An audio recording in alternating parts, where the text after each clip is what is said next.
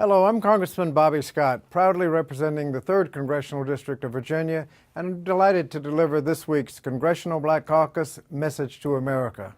Our nation's criminal justice system is long overdue for reform. For too long, policymakers have chosen to play politics with crime policy by enacting so-called tough-on-crime slogans and sound bites. As appealing as these policies may sound, their impact ranges from negligible reduction in crime to actually increasing the crime rate. As a result of these policies, the United States, despite representing only 5% of the world's population, has 25% of the world's prisoners and now has the highest incarceration rate of any nation by far in the world. And there are 2.2 million people behind bars in this country, triple the number 3 decades ago. As Congress continues to debate how to reform our justice system, we have to fight to make sure that certain principles are followed. First, any reform must meaningfully address the problem of mass incarceration, and that reform must address mandatory minimum sentences, the primary driver of the ballooning federal prison population. Second, reform must address the disparate impact on race in our criminal justice system.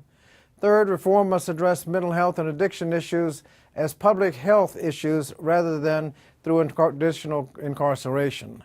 And fourth, reform must change our basic policy making from slogans and sound bites to making sure that the reforms are based on research and evidence.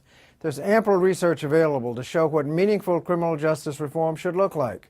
For example, Texas, one of the nation's most conservative states, enacted criminal justice reform that is based on research and evidence, and that the result was a significant reduction in crime, a significant reduction in incarceration, and actual savings of billions of dollars.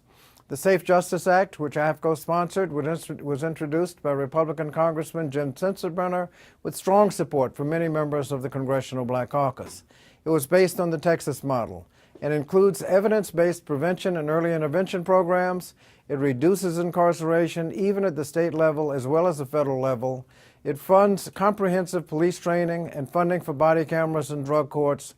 It includes significant reduction of the use of mandatory minimum sentences, and it provides for rehabilitation of all of those in prison and a second chance for those who have been released.